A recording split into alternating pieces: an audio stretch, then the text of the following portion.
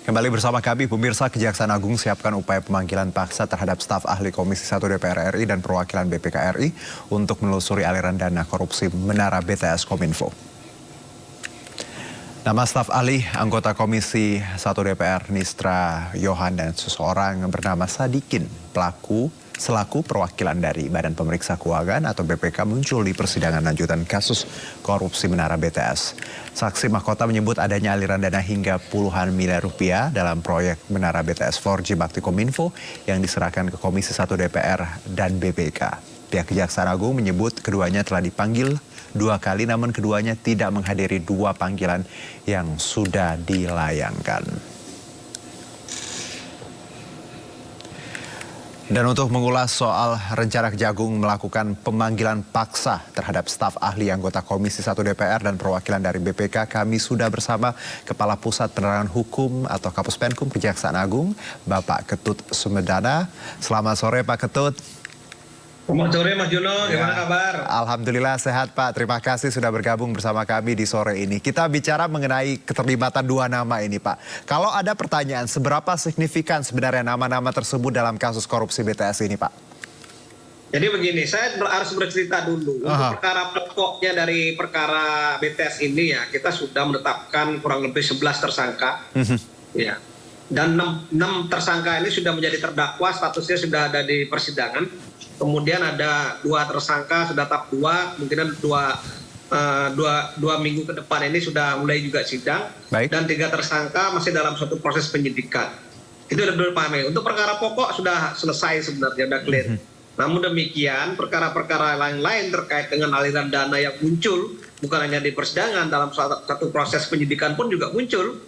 Cuma yang menjadi kelemahan daripada konstruksi pemberian dan penerimaan ini kan harus ada alat bukti yang kuat dan cukup untuk menjadikan seseorang berubah statusnya dari saksi menjadi tersangka. Ini karena apa? Karena sisi lain ada yang membuka, sisi lain ada yang menutupi. Masih belum clear semua, sehingga kita memerlukan keterangan-keterangan yang terungkap di persidangan. Dan tim kami sudah memonitor dan mempelajari apa yang terungkap di persidangan seperti itu. Baik, Pak Ketut, kalau bicara batas waktu sendiri dari Kejagung terkait proses pemanggilan saksi ini, apakah ada waktu tertentu atau batas tertentu?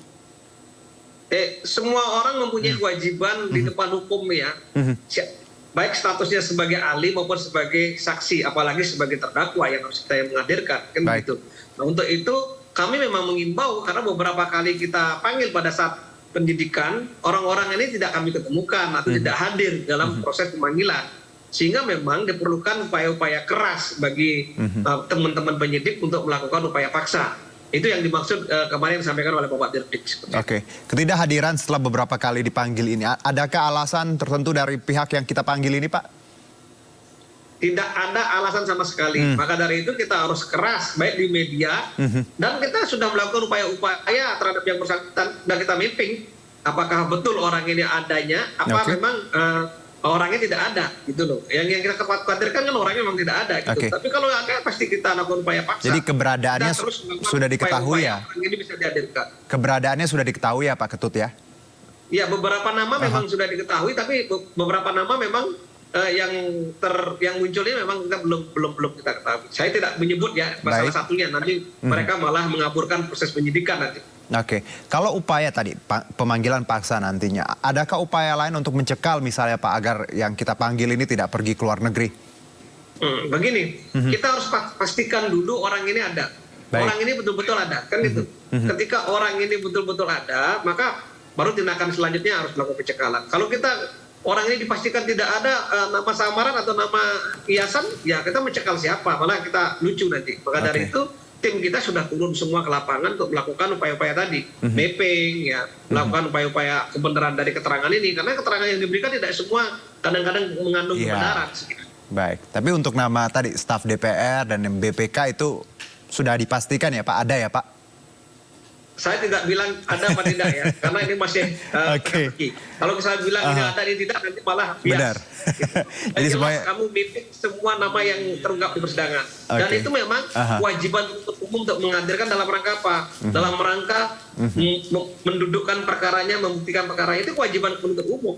Kalau salah satu tidak ada, itu akan menjadi comblang nanti. Itu kewajiban kami untuk menghadirkan. Oke, jadi memang tadi undergoing, jadi memang harus kita telaah dulu ya Pak, ya nanti baru dipublish ke publik seperti yang penting usahanya sudah maksimal ya Pak Ketut ya. Oh iya, kita harus segala cara kita lakukan ya. Maka dari itu kan bahkan untuk perkara yang ini yang sedang berjalan di persidangan, kita hadirkan langsung Saudara Dito nanti di persidangan. Oke. Padahal Saudara Dito ini masih dalam kesaksian di perkara lain. Tapi bukan untuk memuaskan publik, kita untuk membuat clear satu perkara. Iya. Untuk bikin masyarakat juga, loh benar nggak apa yang disampaikan, yang diceritakan? Ada mengandung kebenaran nggak? Kita cross check semua di persidangan. Nggak mau kita juga ketinggalan dari teman-teman di hakim di pengadilan. Tapi harus kita cross check semua mengandung kebenaran sejauh mana di perkara itu. Baik. Sehingga kita kemarin saya punya statement, Dito pun kita akan hadirkan di persidangan dalam rangka apa? Membuat terang dan benar bahwa perkara ini betul-betul perkara korupsi dan ada aliran dana yang diterima oleh bersangkutan. Baik, membuat terang tadi ya Pak, dengan jelas nantinya biar tidak tadi ada misteri. Nah kalau kita bicara mengenai misteri Pak, ini juga ada katanya misteri yang terungkap beberapa waktu lalu di sidang, ada soal uang aliran dana Pak 27 miliar, ada 40 miliar yang katanya untuk lembaga negara dan ada angkanya juga sampai 70 miliar. Tanggapan Anda Pak Ketut? Begini, tugas jaksa itu adalah membuktikan semua keterangan yang disampaikan oleh masing-masing pihak. Kalau misalnya ada keterangan yang tidak sinkron, kita lakukan cross check, kita lakukan klarifikasi, kita lakukan apa istilahnya, kita lakukan bersama-sama, harus dihadirkan secara bersama-sama, kita lakukan pemeriksaan. Itu tugas jaksa.